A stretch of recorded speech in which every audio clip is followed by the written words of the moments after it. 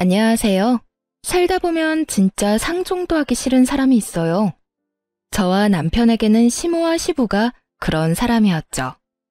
친자식이 아니라는 이유로 남편을 차별하는 것도 모자라서 그 와이프인 저마저 괴롭히려던 시댁이었으니까요. 그런 시댁과 얼마 전에 완벽하게 인연을 끊고 이렇게 평온한 마음으로 글을 쓰고 있네요. 지금이야 마음의 평화를 되찾기는 했지만 사실 이렇게 되기 직전까지도 엄청 힘들었어요. 남편은 물론 저보다 더 오랜 기간 힘들어했고요. 저희 부부의 힘겨운 사연 한번 들어봐 주세요. 저는 유복한 가정에서 자라진 않았지만 대신 화목한 가정이었고 사랑을 듬뿍 받으며 자란 외동딸이에요. 남편을 처음 만났을 때 남편은 참 힘들어 보였어요. 항상 어딘가에 쫓기는 것만 같았거든요. 대기업을 다니던 남편은 회사에서도 쫓기는 것처럼 일했고 집에서도 편히 쉬지 못하고 내내 밖으로 돌아다니더라고요. 당시 저는 집과 거리가 먼 곳에 발령받아 자취를 하는 중이었는데 저의 자취방에 오는 걸 남편이 무척 좋아했었죠. 그렇게 함께 있는 시간 동안 점점 안정을 찾던 남편은 저에게 프로포즈를 했어요. 그래, 우리 아들이 며느리감으로 아주 참한 아가씨를 데려왔구나. 공무원이라고? 안정적이고 좋은 직장만큼 좋은 게 없지. 프로포즈를 받고 처음으로 만난 시부는 다행스럽게도 좋게 봐주셨어요. 그런데 그 옆에 있던 시모는 전혀 다르더군요. 말단 공무원이 뭐가 좋다고 난리예요? 그런 거 공부만 좀 하면 다 하는 거예요. 집안에 돈 한 푼 없는 애를 데려와서는 꼭 어디 가서 자기 같은 애를 데려와? 어허, 며느라가 듣는 데서 무슨 말을 하는 거야? 이해해라. 네 시엠이 될 사람이 마음이 좁아서 그래. 시부 말에 시모는 입을 삐죽이고 있더군요. 시부는 그런 시모를 흘겨보고는 저한테 인자한 미소를 지으며 말했죠. 그래, 우리 아들이 이렇게 자만 아가씨를 데려왔는데 아버지 될 내가 가만히 있으면 안 되겠지. 어디, 내 명의로 아파트가 하나 있는데 그걸 너희 신혼집으로 쓰는 게 어떻겠냐? 남편이 아버지 하고 입을 떼는데 뜬금없이 옆에서 쇳된 목소리가 터져나왔어요. 당신 그게 무슨 말이에요? 그 아파트를 왜 첫째한테 줘요? 첫째 아들한테 집 해주면 둘째 아들한테 뭐 해줄 건데요? 아파트가 그거 하나뿐인데 그걸 주는 건 형평성에 어긋나죠? 우리 아들은 아들도 아니에요? 시모의 반대에 남편이 급하게 입을 다물었고 저는 당황한 표정으로 시모를 쳐다봤죠. 지금 당장은 현금이 별로 없어서 그렇지, 이 사람아. 그래도 아들 장가 가는데 집 한 채는 해줘야 할 거 아니야. 아들이 둘인데 왜 그 생각을 못하는 거냐고요. 우리가 재혼했다고 설마 아들들 차별하는 거예요? 아니, 누가 차별을 했다고 그래? 내가 당신 아들 사업자금 필요하다고 할 때 안 된다고 한 적 있어? 그놈이 다 말아먹어도 돈 빌려줬잖아. 어쨌든 난 반대예요. 우리 아들도 결혼 정년기예요. 곧 있으면 결혼할지도 모르는데 형한테 주고 남은 찌끄러기나 받아먹게 할 생각인 거면 나 당신 가만 안 둬요. 시모는 단단히 화가 난 모양이었어요. 그걸 보는 시부가 답답하단 표정으로 시모를 쳐다봤지만 딱히 뭐라고 화내진 않더군요. 난감한 표정으로 남편과 저를 쳐다볼 뿐이었죠. 남편은 이 상황이 익숙한 건지 시부에게 그러더군요. 아버지, 저희는 집 안 해주셔도 돼요. 그냥 저희 알아서 할게요. 들었죠? 애가 한두 살 먹은 애도 아닌데 어련히 자기가 알아서 하겠죠. 대기업 다니면서 그 정도 돈도 안 모아놨겠냐고요. 그래도 아들이 결혼하는데 아버지가 돼서 어떻게 아무것도 안 해줄 수가 있겠어. 그러면 일단 내 수중에 꺼낼 수 있는 돈은 1억 정도 있으니까 그걸 보태주마. 그래도 괜찮겠어? 예, 아버지. 아버지 편한 대로 하세요. 전 괜찮아요. 남편은 뭐라도 상관없다는 표정이었어요. 그렇게 저희는 결혼할 때 1억을 지원받아 집을 해결하기로 했어요. 다행이라면 저와 남편이 돈을 좀 모아놔서 대출을 많이 받지 않아도 집을 마련할 수 있었다는 점이었죠. 이 상황을 옆에서 지켜보며 남편이 왜 그렇게 집안에서 겉돌았는지 눈치를 어느 정도 챘어요. 남편만이 그 집에서 겉돌고 있더라고요. 어느 누구도 남편에게 친애의 정을 보이는 사람이 없었어요. 시모 눈치나 보는 시부, 둘째 아들만 감싸고 도는 시모, 형에게 과도한 열등감을 품고 있는 시동생까지. 정말 이 집에서 정을 못 붙일 수밖에 없었구나 하는 생각이 들었죠. 그래서 이 사람에게 최대한 마음의 안식처가 되어줘야겠다고 생각하게 되었기도 했고요. 그런데 결혼을 하고 나서는 남편을 향했던 시모의 가시가 저한테 향하는 걸 느꼈어요. 처음에는 기분 탓인가 싶었는데 그게 아니더라고요. 명확하게 저를 노리고 있었죠. 너희 시아버지가 너한테 오냐오냐 한다고 기고만장하지 말아라. 그거 다 겉으로 보여주기 식이야. 공무원 며느리가 밥 먹여줘? 그저 허영허식이 아주 쩔어서는. 시모의 말 때문에 시부가 저를 그리 좋아하지 않나 생각하기도 했는데 그렇지는 않더라고요. 시부는 진짜 진심으로 며느리인 저를 좋아해 주셨어요. 이유는 아들만 둘인 집에 들어온 첫 번째 며느리였기 때문이었죠. 게다가 시부가 좋아하는 직종을 가졌으니 더했고요. 시부는 저를 볼 때마다 불러서 용돈도 주시고 맛있는 거 먹으라며 따로 한우도 챙겨주고 하셨어요. 그런데 그걸 옆에서 보는 시모는 정말로 눈에 쌍심지를 켜고 그걸 막으려고 하더군요. 제 눈에 시모는 시부의 사랑을 빼앗겨서 초조해하는 어린애처럼 보였어요. 시부가 제게 잘해줄 때마다 시모는 저를 더 괴롭혔거든요. 시부가 없는 자리에서는 이미 했던 설거지 트집 잡아 한 번 더 시키거나 복장이나 머리를 지적하기도 했고 말이에요. 뭐 그런 사소한 것들은 참아줄 수 있었어요. 하지만 정작 참을 수 없는 부분은 따로 있었죠. 명절 때 일이었는데 시댁에서 명절을 지내고 친정으로 가기 위해 일어난 참이었어요. 몸이 좋지 않아 누워있던 시부는 멀리 나가지 않는다며 밖에 준비해둔 선물 잘 들고 가라고 하시더군요. 그렇게 시모와 함께 거실로 나와 현관으로 가는데 현관 앞에 시부가 말한 선물이 있더라고요. 8개나 되는 선물 상자들이 있었는데 시모가 그 중에서 2개를 골라주더군요. 안쪽을 슬쩍 보니 누가 봐도 생필품 세트였어요. 나머지는 고운 보자기에 포장된 누가 봐도 비싼 것들이었고요. 그런데 정말 수상하다고 여겨질 만한 게 눈에 보였어요. 선물이 모두 2개씩 딱딱 나눠져 있었거든요. 한눈에 봐도 아들들 둘에게 4개씩 나눠주라고 준 것 같아 보였죠. 나머지는 산삼에 자연산 송이, 한우 같은 것들이었는데 그 비싼 것들은 다 놔두고 시모가 생필품만 챙겨주더군요. 처음에는 시부가 그것만 주라고 했나 보다 싶었어요. 그래서 빈정이 상하긴 해도 별말 안 했죠. 미안해. 장인 장모님한테 드릴 선물은 내가 따로 준비했어. 남편 말에 저는 의아한 표정으로 남편에게 물어봤어요. 당신이 왜 그걸 따로 준비해? 우리가 같이 준비한 선물 있잖아. 아니, 아버지가 주신 거. 사실은 아버지 의도는 아닐 거거든. 어머니가 내 건 항상 저렇게 중간에서 가로채서 동생한테 줘서 아마 이번에도 예전처럼 행동하신 걸 거야. 내가 미리 사과할게. 그리고 왠지 그럴 것 같아서 선물도 하나 더 사놨고. 뭐? 여태까지 계속 당신이 그런 취급당했다고? 아버님은 계속 모르시고? 그거 이야기해야 하는 거 아니야? 이야기해봐야 아버지한테 안 먹혀. 내가 저번에 이야기했지만 우리 부모님 재혼 부부거든. 그것도 불륜으로 만나서 열렬히 사랑해서 재혼한 케이스. 그래서 그런지 어머니 말이라면 아주 똥으로 매주를 만든데도 믿는 신용이라도 하는 사람인 거지. 아들보다 여자가 더 중요한 사람이라.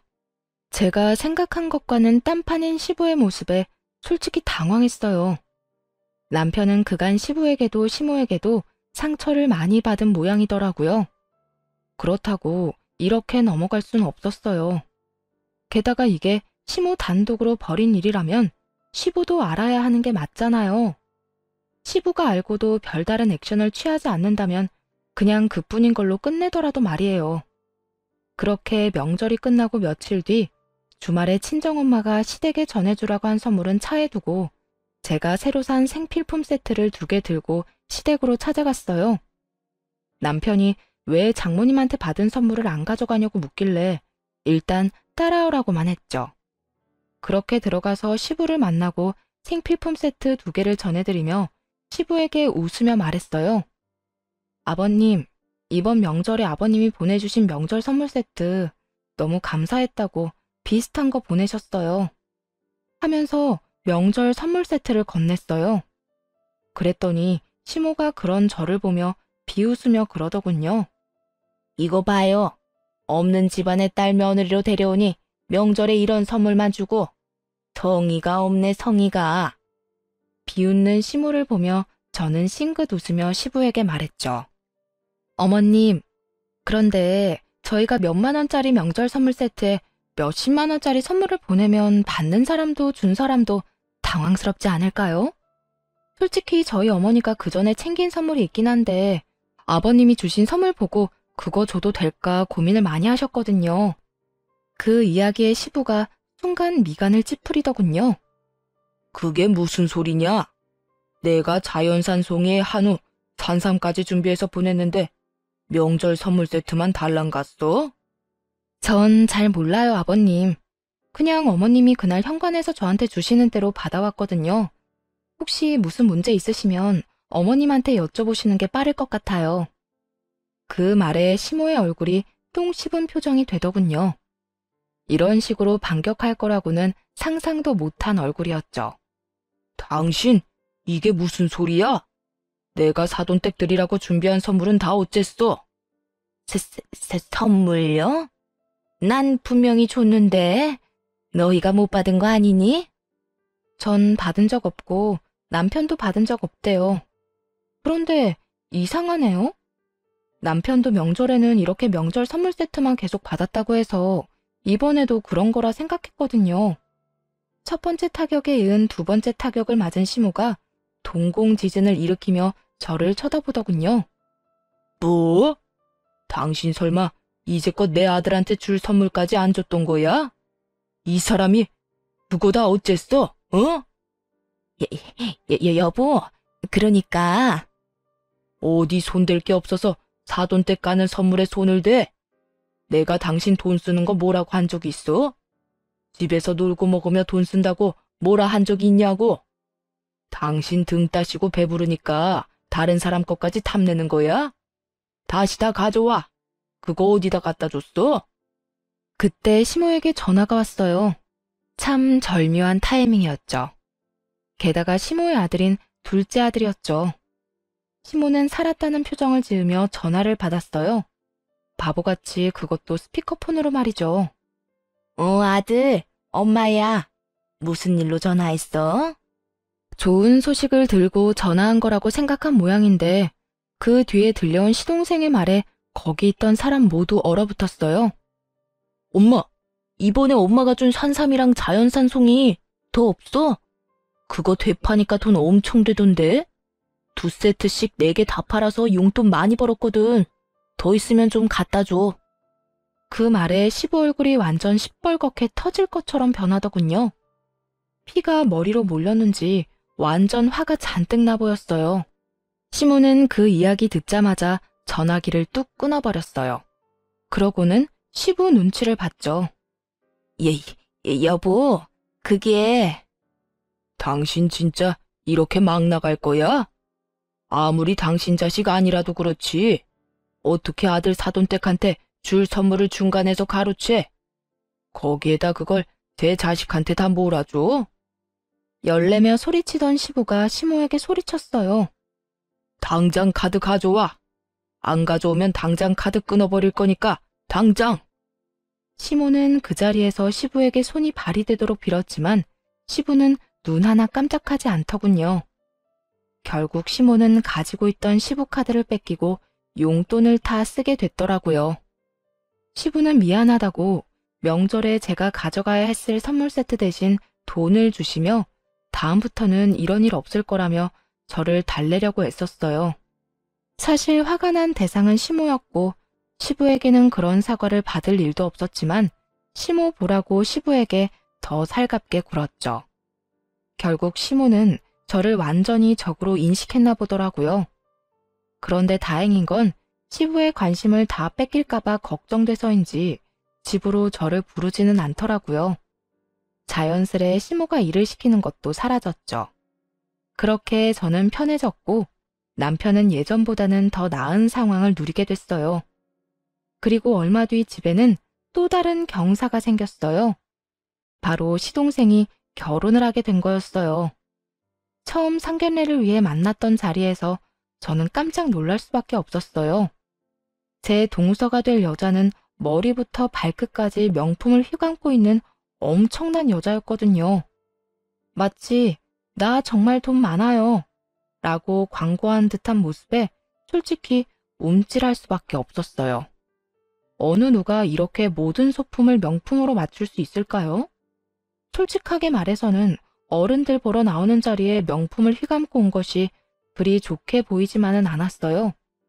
제가 보수적인 것도 있지만 보통 결혼이라는 것이 상대방과 맞춰서 해야 하는데 시댁이 그 정도로 부자는 아니었거든요. 그렇지만 시동생이 하고 있는 꼴을 보니 또 그렇지만은 않다는 생각도 했네요. 시동생도 똑같이 명품으로 휘감고 있었거든요. 명품 좋아하는 사람들끼리 만났으니 잘됐다 싶기도 했죠. 그런데 시모는 둘째 며느리 될 여자를 보더니 너무너무 좋았는지 입이 귀에 걸리셨더라고요. 둘째 며느리가 돈 많다고 우리 집도 기죽으면 안 된다며 둘째 결혼 때 힘 좀 쓰라고 아주 옆에서 난리였죠. 그렇게 시동생 결혼식은 무척 빨리 진행됐어요. 상견례를 하고 거의 3개월 안에 모든 일이 이루어졌죠. 혼전 임신도 아닌데 이렇게 빨리 결혼한 것도 의아했어요. 그리고 결혼식 날 저와 남편은 정말 충격적인 이야기를 듣게 됐어요. 야, 쟤 정말 시집 잘 갔더라. 시댁에서 5억짜리 집 해준다고 했지? 들었어. 시댁이 잘 산다던데. 흔쾌히 집 해줬나 봐. 둘째한테 5억짜리 집 해줬으면 첫째한테는 더 비싼 집 해줬겠지? 암튼 돈 많은 집안 잘 물었네. 이런 이야기를 동서의 친구들이 나누고 있더군요. 저랑 남편은 동시에 서로를 바라봤어요. 이게 진짜인가 싶었거든요. 당신 아버님한테 뭐 들은 거 없어? 나한테 말해줄 것 같아. 설마 진짜 주신 거야? 전세 뭐 이런 거 아니고? 나도 몰라. 확인해봐야 알 수 있겠지. 아, 근데 왜 해줬을 것 같지? 남편은 불길한 기분에 영 우울한 표정이더군요. 상황을 정확히 모르니 일단 진정하고 결혼식이 끝나기만 기다렸어요. 집에 가서 물어볼 생각이었죠. 시동생 부부는 다음날 신혼여행을 떠나기로 비행기표가 예약된 터라 일단 가족들 모두 시댁으로 향했어요. 시부는 선약이 있어서 좀 늦게 올 거라고 하더군요. 그렇게 시댁에 도착했는데 시동생이 시모와 함께 집으로 왔더군요. 시동생이 저희 남편을 보고는 씩 웃더니 말했어요. 형은 이제 완전히 끈 떨어졌어. 아버지가 이번에 나 결혼하면서 아버지 아파트 증여해줬거든. 형이 이제 아버지한테 아무것도 아니라는 의미야. 아버지가 진짜 그 집을 증여해줬다고? 진짜로? 진짜로. 거짓말 같아? 엄마한테 물어보든지. 어쨌든 이제 앞으로 그 재수없는 면상 이 집에 들이대지 마. 여기 형 자리 이제 없으니까. 알아들었지? 시동생은 그간의 열등감을 모조리 털어내듯 남편에게 굉장히 공격적인 언사를 퍼부었어요. 대기업에 취직해 부지런히 생활하는 생판남이나 마찬가지인 형과 매번 비교당하는 시동생의 열등감인 것이 말할 필요도 없을 만큼 명백했죠. 그렇지만 해도 될 말이 있고 하지 말아야 할 말이 있죠. 이 상황에서 어떻게 저런 말을 하는지 듣고 있는 제가 다 어이가 없더라고요. 게다가 시부가 없으니 일이 어떻게 된 건지 확인하기도 어렵더라고요. 그때 시모가 저한테 쐐기를 박더군요. 그러게, 네가 애초에 잘했으면 아버지도 너한테 뭐라도 주려고 하지 않았겠니? 이제 너한테 기대하는 거 하나 없다는 뜻이야. 괜히 아버지 심기 거스르지 말고 다시는 집 찾지 마. 아예 저희를 이 집안에 발도 못 들이도록 만들 심산이더군요. 남편은 당황한 듯 시모에게 되물었죠. 진짜 이게 아버지 뜻이라고요? 보이는 대로 믿어, 보이는 대로. 네 동생한테 5억이나 준 거 보면 너희 아버지도 우리 아들이 얼마나 잘하고 있는지 이제야 알게 된 거지. 그러니까 제발 앞으로 잘 사는 우리들한테 오지 말고 너희들끼리 살아, 너희들끼리. 시모 이야기를 듣고 남편은 화를 내며 소리쳤어요. 이거 다 아줌마 짓이죠? 아줌마가 우리 아버지 살살 꼬셔서 동생한테 증여하라고 했을 거 아니에요.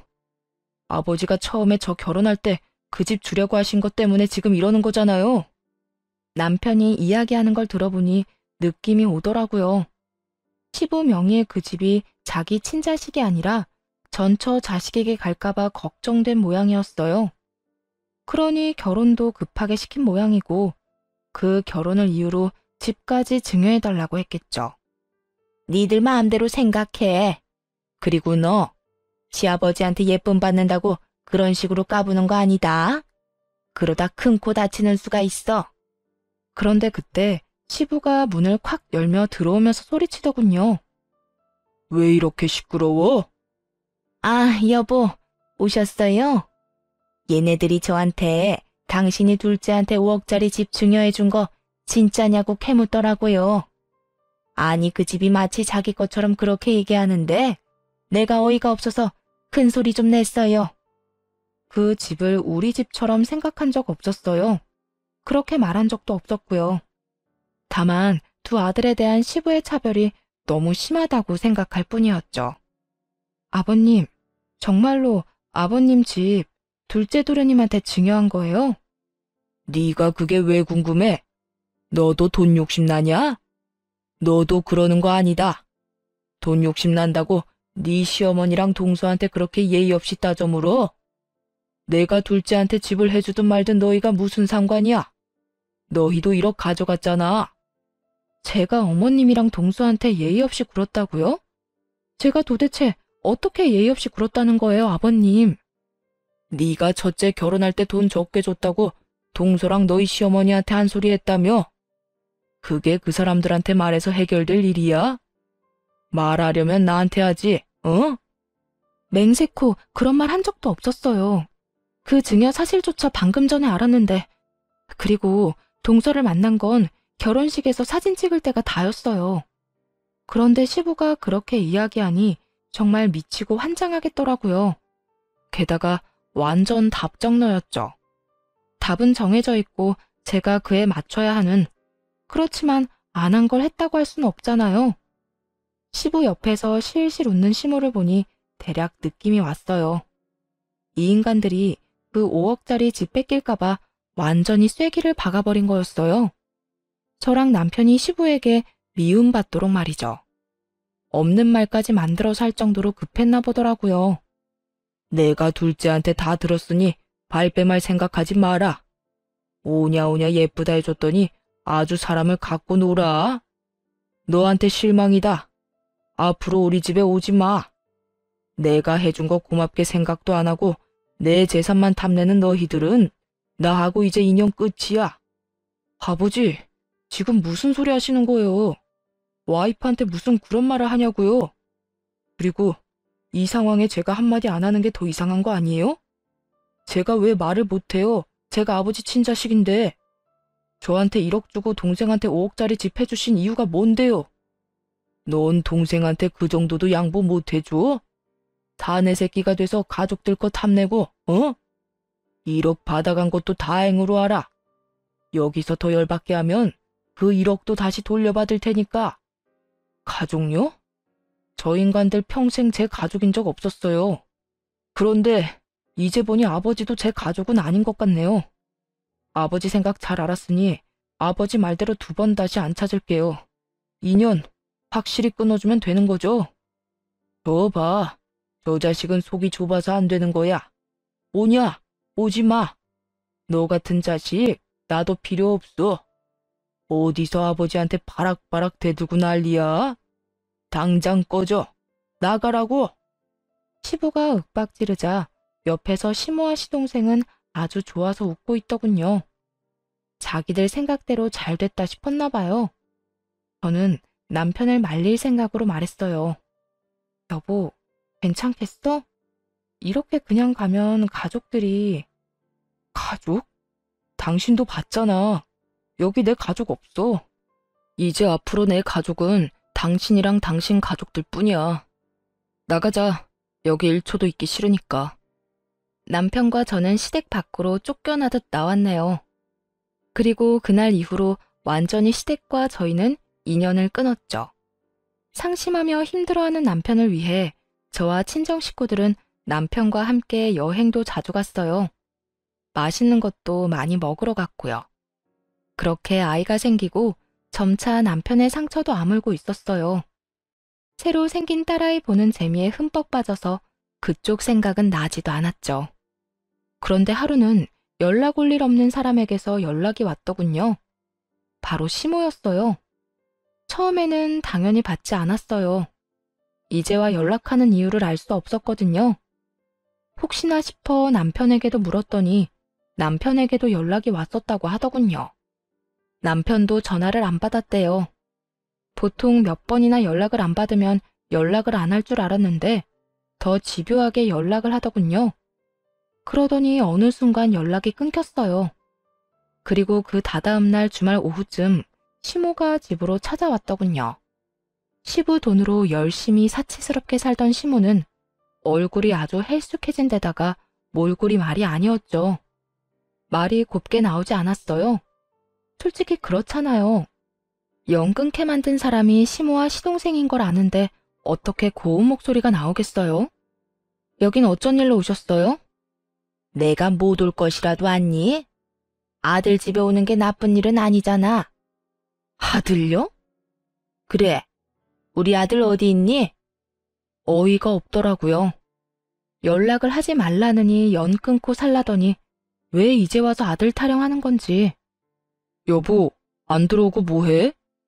남편이 제가 빨리 돌아오지 않자 현관문 쪽으로 나오며 물었어요. 그러고는 시모의 얼굴을 보고 얼굴을 딱 정색하더라고요. 아, 여보, 이분이 여기 와서 아들 찾으시는데? 여긴 왜 찾아오셨어요? 전화 그렇게 하시더니 얼마나 중요한 이야기 하시려고 여기까지 찾아오셨대? 중요한 말이야. 너희 아버지 암 걸리셨다. 대장암 2기래. 당분간 입원해서 치료해야 한다는데 네가 아들이잖아. 그러니까 네가 너희 아버지 평간호 좀 해. 남편은 시모의 말에 어이가 없는 듯 말문이 막힌 모습이었고 저는 화가 났어요. 아니, 이게 무슨 경우 없는 일이에요? 언제는 저희를 가족으로 인정 안 하시겠다면서요. 분명히 마지막에 봤을 때 저희한테 뭐라고 하셨어요? 2번 다시 집에 오지 말라면서요. 그땐 이런 일도 본인들이 다 감당하겠다고 생각하고 그런 말 한 거 아니에요? 화를 내며 그렇게 이야기하자 시모가 새초롬한 모습으로 받아치더군요. 그래도 네가 맏며느리면 맏며느리답게 행동해야지. 친아들이 당연히 부양을 해야 되는 거 아니니? 이번엔 제가 어이가 없어서 말문이 막히더군요. 그러자 남편이 시모에게 소리쳤어요. 의붓자식보다 못한 친아들 어디에다 쓰게요? 분명히 필요 없다고 말씀하셨고 저도 동의했어요. 저희 사이 인연 끊는 걸로. 그러니까 여기서 이렇게 귀찮게 굴지 마시고 본인들이 알아서 하세요. 본인들 가족끼리. 강경한 남편의 모습에 시모가 깜짝 놀라더군요. 현관문을 닫으려는 남편을 억지로 말리며 시모가 다급하게 말했어요. 그러면 한 번만 집에 가서 너희 아버지 얼굴 보고 가. 그래도 아버지 아프다는데 얼굴은 한번 봐야 되는 거 아니니? 너 이만큼 키워주신 분이야. 그것까지 없던 일이 되는 건 아니지 않니? 남편은 갈등하고 있는 모습이었어요. 하긴 암에 걸렸다니 한번 가보긴 가봐야 할 것 같더라고요. 인연을 끊었다고 해서 천륜이 끊어지는 건 아닌지라 남편도 마음이 좀 약해진 모양이었어요. 딱 한 번이에요. 얼굴만 보고 갈 테니까 잠깐 기다리세요. 그것뿐이었는데도 시모는 굉장히 좋아하더군요. 저도 남편과 함께 정말 오랜만에 시부를 보러 병원으로 방문하게 됐어요. 거의 2년 만이었죠.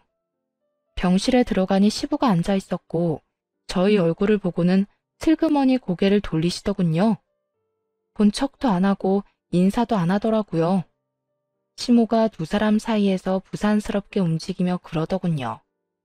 여보, 당신 아들 왔어요. 예, 너도 멀뚱멀뚱 서 있지 말고 어서 앉아. 이것 좀 봐라. 네 아버지 이렇게 말라 비틀어져서 네 아버지 불쌍하지도 않니? 시모는 저희의 동정심을 자극하려고 아주 노력하고 있었어요. 솔직히 들을 가치도 없다고 생각했지만 제 부모님은 아니니 일단 시모의 헛소리를 듣고 있었고요.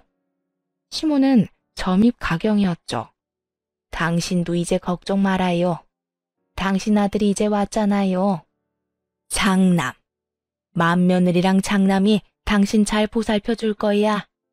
또 튀어나온 그 말에 남편이 코웃음을 치며 말했어요. 우리더러 자식도 아니라고 한 사람이 아버지예요. 어머님은 그 일에 한몫하셨고요. 그런데 왜 우리가 아버지를 보살펴요? 친아들보다 아끼는 둘째 아들은 어디 가고 두 분만 계세요? 걔들 없으면 우리도 아무것도 안 할 거니까 지금 당장 불러와요. 남편은 당장 시동생과 동서를 불러오라고 딱 잘라 말했어요. 동생네 없으면 지금 당장 가겠다고 으름장을 놓자 시모가 그제야 시동생에게 전화를 했어요. 시동생은 심드렁한 표정으로 느긋하게 병원으로 들어오더군요. 바쁜 사람은 왜 불러? 아버지 왜 안 모시냐? 네 일 아니야? 이게 왜 내 일이야? 형이 친아들이잖아. 그러면 친아들이 아버지 데려가는 게 맞는 말이지. 친아들이고 가짜 아들이고 뭐가 중요해? 받은 만큼 하면 되지. 네가 받은 5억, 딱 그만큼 아버지 책임져. 네가 그만큼 하면 난 아버지한테 받은 1억만큼 책임질게. 그게 공평하다고 생각하지 않아? 친아들보다 증여 많이 받아갔잖아. 형, 우리가 증여 좀 받아갔다고 아버지 재산이 없는 게 아니잖아. 아버지 돌아가시면 어차피 이 재산들 다 형 건데. 말은 똑바로 해. 너랑 어머니도 돈 받는 거거든? 나한테 아버지 모시게 하려면 5억 받은 거 토해내. 그거 아버지한테 돌려주면 내가 그 돈으로 아버지 모실게. 그걸로 수발들 때 드는 인건비며 병원비며 노동비까지 해야 하지 않겠어? 줬다 뺏는 게 어딨어. 형 것도 아닌데. 그리고 이미 그 돈은 없어. 형이 아무리 원해도 못 주지. 누가 나한테 달래? 아버지한테 돌려주라고. 아니면 집을 팔아서라도 가져와. 아니면 그 집을 다시 아버지한테 돌려주던가. 그 집이 아직 있을 것 같아? 벌써 팔아서 사업 미천으로 썼지. 그 이야기에 조용히 있던 시부가 깜짝 놀라더군요. 뭐라고? 그 집이 어떤 집인데 그걸 팔아서 사업 미천으로 써?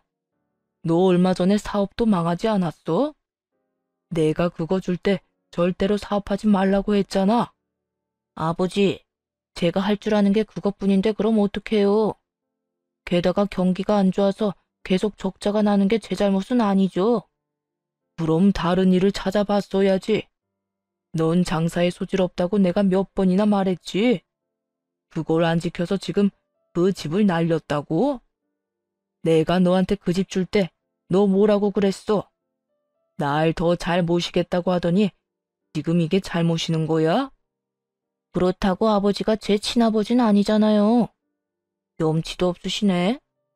친아들 있으면서 데려온 자식한테 수발받고 싶어요? 그리고 나도 바빠요. 바빠서 못하는 걸 어쩌라고요?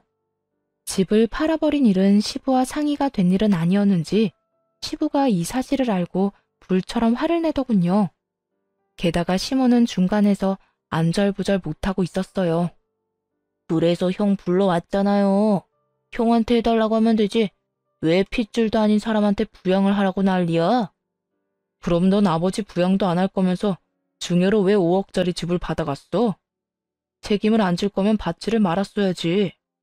아버지가 바보도 아니고 아무 조건 없이 줬겠어? 남편 말에 시부모와 시동생이 갑자기 입을 꾹 다물더군요. 하긴 뭔가 해주기로 한 게 있었으니 그 5억짜리 집을 줬겠죠. 내친 김에 남편이 시부에게 물었어요. 아버지, 말해보세요. 5억 집 증여해줄 때 뭐 해달라고 하셨는데요? 그 말에 시부가 아닌 시모가 대답하더군요. 여보, 아무 말 하지 마요. 말하지 마. 네, 말하지 마세요. 저희도 듣고 싶은 생각 없어요. 저희는 부양 의무 모두 포기하겠으니 법적 부인이신 어머님이 다 알아서 하시고 책임도 다 지세요. 남편은 더 이상 할 말 없다는 듯 자리에서 일어섰어요. 그러자 시모가 당황한 표정으로 따라 일어서더니 말하더군요. 얘, 이렇게 가면 어떡하니? 네 아버지는 어쩌고? 그런 건 가족끼리 알아서 하셔야지 왜 남한테 말씀하세요? 지금까지 나 혼자 했어. 했는데 너무 버거워서 그렇잖아. 어떻게 사람이 하루 종일 환자 옆에 붙어 있니? 너희들이라도 도와줘야지. 그럼 저희한테 말씀하지 마시고 동서한테 말하세요. 도련님이야 바쁘다지만 동서는 하는 일도 없잖아요. 그렇게 옆에서 톡 쏘아붙이자 시모가 시동생과 함께 온 동서에게 눈길을 보냈어요. 동서는 자신에게 쏠리는 시선이 부담스러운지 눈을 찌푸리더군요. 그래, 둘째 며느리, 네가 해야겠다. 5억 받은 아들이 못하면 며느리는 너라도 해야지. 안 그러냐? 너도 우리 아들이 가져간 5억짜리 집에서 편하게 잘 살았잖아. 이제 그 값을 해야지. 엄마, 제발 그런 말 좀 하지 마. 5억 내가 받고 싶어서 받았어? 엄마가 아버지한테서 받아다 준다고 해서 받은 거잖아. 그래놓고 왜 우리한테 생색인데? 그리고 난 저 아저씨를 우리 아버지로 절대 생각 안 해. 살면서 형이랑 얼마나 비교를 당했는데? 그게 괘씸해서라도 병간호 절대 못해. 남편은 시동생 말에 그저 어이없다는 듯 웃더라고요. 그간의 비교에 피해를 입은 쪽은 단연 남편이었음에도 자기가 피해자라는 식으로 말하는 동생을 보며 정말 어이가 없었나 봐요. 그리고 우리가 온 뒤로 조용히 우리 말만 듣고 있던 시부는 시동생 이야기에 깜짝 놀란 표정이더군요. 시동생이 저런 식으로 생각하는지 전혀 모르는 눈치였어요.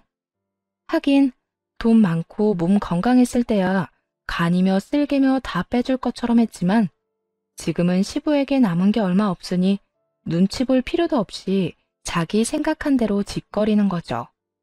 아마 이게 진심이었을 거예요. 결국 5억짜리 집을 줄 정도로 애틋하게 생각한 둘째 아들의 머릿속에 저딴 생각이 그득한 걸 듣고는 시부 표정은 완전 무너지더군요. 그걸 불쌍하다고 여겨야 할지 자업자득이라고 해야 할지 참 애매하더라고요. 시동생과 시모는 아예 시부는 생각도 않고 서로 싸움을 벌이기 시작했고요. 그럼 돈이라도 내. 네가 가져간 돈이 얼만지 알기나 해? 그 돈이라도 줘야 간병인이라도 부르지. 엄마, 내가 돈이 어디 있어? 돈 없으면 네 마누라한테라도 빌려. 부자라며. 맨날 집에서 놀고 먹는데도 매번 명품만 두르고 다니잖아. 우리 와이프 부자 아니야.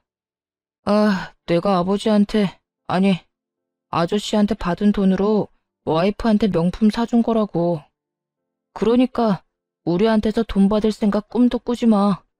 시모는 충격을 받은 듯 얼어붙었어요.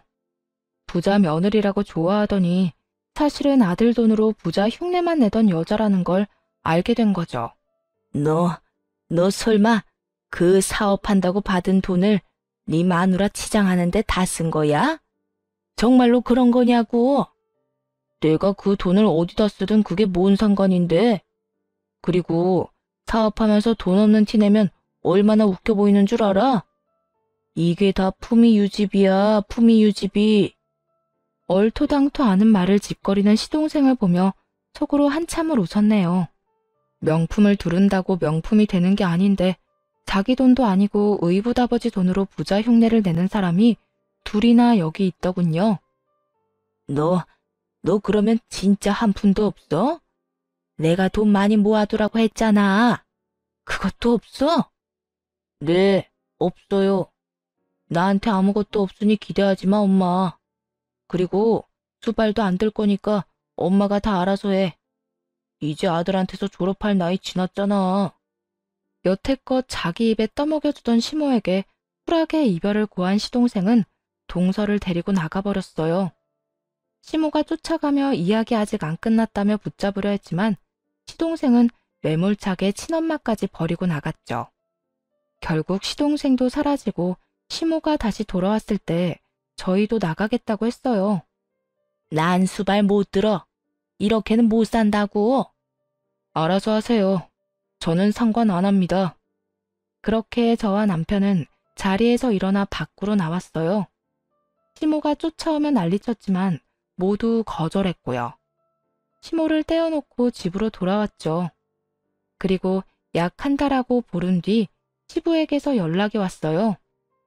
아들, 애비랑 이야기 좀 하자. 내가 다 잘못했어. 수발 들라고 안 할 테니까 와서 이야기만 듣고 가. 저희는 이제 상관 안 한다고 말씀드렸잖아요. 내가 그 인간들을 몰랐어. 네 동생 아니지? 그 여자아들이 우리 집에서 돈 되는 물건들 다 들고 나갔을 때도 참았다. 그런데 그 여자도 집 세놓고 전세금 들고 튀려고 했지 뭐냐. 내가 그 전에 카드 정지하고 통장이며 비밀번호 다 바꿨더니 그제야 찾아와 손이 발이 되도록 빌더구나. 그 망할 옆에 내가. 말 들어보니 집안 꼴이 아주 콩가루가 다 됐더군요. 시모는 아들보다 한 발 늦게 도망칠 준비를 하다가 각성한 시부에게 제대로 혼쭐이 났나 보더라고요. 씩씩대며 말하는 시부에게 남편이 한숨을 내쉬며 말했어요. 그래서 어쩌시게요? 다 정리됐으니 다시 돌아오라고요? 매몰차게 친자식 버릴 때 저희 이야기도 좀 듣지 그랬어요. 저희가 돈에 환장한다고 믿어놓고 이제 와서 전화해서 무슨 말을 하시려는 건데요? 미안하다. 나는 정말로 그 여자 말대로 너희가 그런 말을 한 줄 알았어. 그 집은 어차피 너희 거라고 이야기하고 다녔다고 해서 나는 괘씸한 마음에 그렇게 했는데 전부 다 그 여자 계획이었는지 내가 어떻게 알았겠니? 후회가 너무 늦으시네요, 아버지. 친자식이랑 인연 끊으려고 했을 때 우리 이야기도 들어줬으면 지금 이렇게 후회하는 일은 없으셨겠죠. 5억 증여?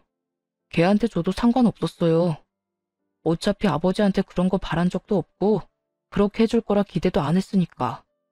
그런데 그 상황에서 제 와이프까지 의심하는 건 좀 아니었잖아요. 미안하다. 다 내 잘못이다. 나는 그동안 그 여자 말이 다 사실인 줄 알았어. 그러니까요. 아버지한테 저희는 그 정도 존재밖에 안 되잖아요. 저는요, 아버지가 그 말을 듣고도 저희한테 직접 사실을 확인할 생각도 없었다는 그 점이 제일 용서할 수 없는 거예요. 시부는 그 말에 아무 말도 못했어요. 남편은 그간의 차별에 대해 모조리 다 쏟아부었어요. 여태 차별한 거 다 참았어요. 나만 잘하면 될 거라고 생각했으니까. 근데 아버지는요, 자기 병수발 들어줄 사람 없으니까 이제야 저 찾아오시는 거잖아요. 제가 아버지를 믿고 싶겠어요? 그 여자 이간질 한 번에 다 무너진 신뢰를 어떻게 세우려고요? 시부는 남편 말에 결국 미안하다는 말만 되풀이할 뿐이었어요. 남편도 그 이상은 그저 화풀이일 뿐이라는 걸 알았는지 더 이상 시부에게 화내진 않았어요.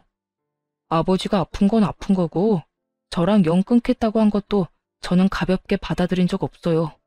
그러니 뱉으신 말에 책임지세요. 결국 시부는 본전도 못 찾고 전화를 끊어야 했어요. 그 뒤로 저희는 시부에게 따로 연락은 안 했네요. 다만 몇 달 뒤 남편의 삼촌인 시부의 남동생이 찾아왔어요. 결국 믿을 만한 사람이 주변에 없어서 시부는 본인 남동생을 보호자로 불렀다고 하더라고요. 그리고 기력이 딸려 아무것도 못하는 자기 대신 재산을 맡기고 시키는 대로 해달라고 했다고 하더군요. 그러면서 저희에게 찾아와 시부 근황을 알려줬어요. 분명히 시부가 알려주라고 시킨 거겠죠. 들어보니 시모가 한바탕 휘몰아치고 갔더라고요. 일단 시삼촌이 온 당시에는 두 사람이 이혼하기로 합의가 된 상황이었어요. 솔직히 전 시모가 이혼을 안 해줄 거라고 생각했거든요. 시모 입장에서는 어떻게든 붙어 있다가 유산이라도 먹으면 더 이득일 테니까요. 그런데 시부가 엄청 독하게 굴었다고 하더라고요. 기력 없는 본인 대신 남동생인 시삼촌을 불러와서 아주 시모를 지옥으로 보내버렸더군요. 저희랑 마지막으로 연락한 그 다음날 시삼촌 불러다가 시댁집을 팔도록 했다고 해요. 시모가 무슨 권한으로 그러냐고 난리치니까 시부가 시삼촌에게 전세금을 받고 그 집을 내어줬답니다. 그러니 시삼촌은 자기가 전세 계약했다며 나오라고 시모를 내쫓았다고 했고요. 그렇게 나온 시모는 갈 곳이 없어서 자기 오빠네 집으로 들어갔는데 아무리 생각해도 빠져나갈 구멍이 없었는지 시부에게 찾아가 손이 발이 되도록 빌었다고 하더군요. 하지만 시부는 가정을 파탄내는 시모와는 함께 못 산다고 10원짜리 한 장도 아까우니 이혼하자고 했다고 하고요. 시모는 이혼은 절대 안 된다고 막아섰다는데 그런다고 이혼을 못하는 건 아니죠. 게다가 알고 보니까 시부가 자기 의붓자식인 둘째 아들에게 돈을 빌려줄 때면 항상 사용증을 썼다고 하더군요. 갚을 사람은 시모와 둘째 아들로 해놓고요. 시모는 자기 친아들이 도망갔으니 시부와 헤어지면 그 돈을 모조리 갚아야 하는 신세인 거였죠. 그러니 절대 이혼은 안 하려고 했지만 그게 맘대로 되나요? 책임이 있는 만큼 이혼을 요구받으면 어쩔 수 없이 받아들여야 하는 법이죠. 게다가 시부가 유산은 절대 안 줄 거라는 듯 매일같이 비싸고 좋은 것들을 사들여서 사치스럽게 돈을 펑펑 쓰니 시모가 멘탈이 아예 나가버렸나 봐요. 시부가 나 죽어도 너 절대로 이 돈 못 갚게 할 거라고